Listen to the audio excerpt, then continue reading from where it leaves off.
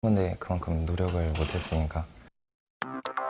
실험 참가자 중 4명은 정당하게, 2명은 부정행위를 하겠다고 했습니다. 진짜 솔직하게 열어서 볼 것 같아요. 어쩔 수 없으니까. 과연 이들의 사전 인터뷰는 실제 행동으로 이어질까요? 관찰 카메라를 설치한 후 피실험자들에게 고리 던지기를 시켰습니다.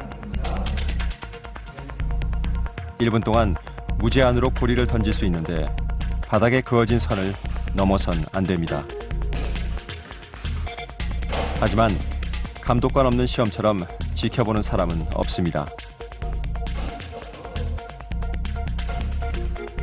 한 명을 제외하고는 반칙을 하지 않고 선 안에서 던졌습니다.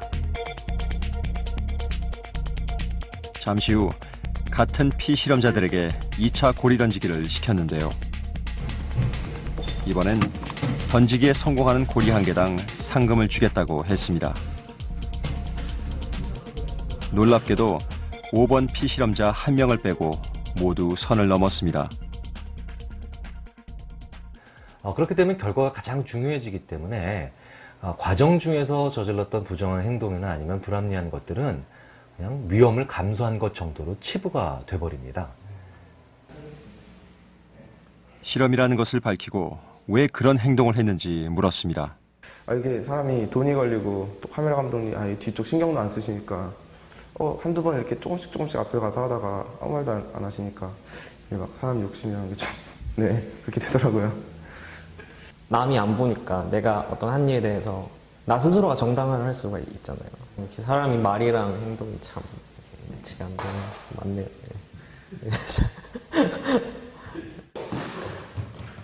특히 처음부터 반칙을 했던 참가자의 경우 2차 링 던지기에선 반칙이 훨씬 더 대담해졌습니다. 사법고시 폐지하면서 나는 부정을 저지를 거야. 내가 뭐 회사에 대기업에 취직하면서 나는 뭐 하도급 업체를 뭐 괴롭혀서 돈을 받는 이러고 들어가는 사람은 없어요. 근데 들어가서 작은 부정을 저지르다 보면 그 부정을 합리화하고 그 부정의 단맛을 보기 시작하면 점점 더 큰 부정을 저지를 수밖에 없게 되는 거죠. 경쟁은 점점 더 치열해지고 그 속에서 우린 살아남기 위해 이기적인 판단을 하게 됩니다. 지난 10년간 경제는 꾸준히 성장했지만 경제 고통지수 역시 점점 높아졌습니다.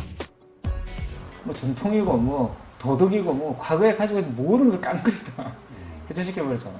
이 결과물을 위해서 그러니까 굉장히 이 폐업을 위해서 이제 우리가 이런 혼란을 보고 있는 것이거든요. 이제는 정의란 무엇인가에 대한 답을 이제 우리가 해야 될 때가 된 거죠. 정의, 우리만의 있던 정의의 판단 기준.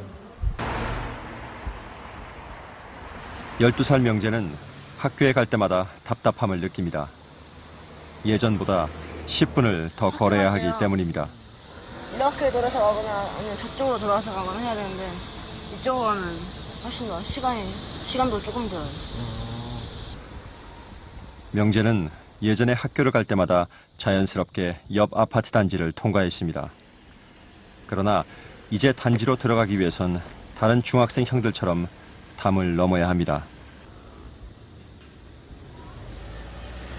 담을 넘는 아이들이 늘어나자 담장 아래에 철조망까지 생겼습니다.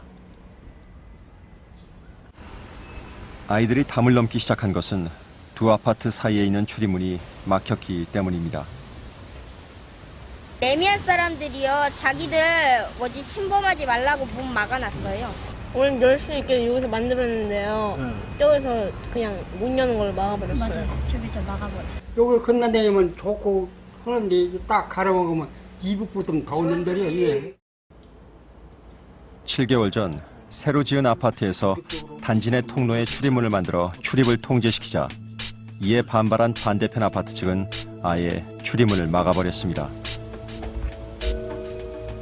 출입문 바깥쪽 길부터 반대편 아파트의 땅이란 것입니다. 결국 새로 지은 아파트를 통과할 수 없게 된 반대편 아파트 아이들은 먼 길을 돌아 학교에 다니게 됐습니다. 새로 지은 아파트 주민들도 대형마트를 이용하기 위해 먼 길을 돌아가는 불편을 감수해야 합니다.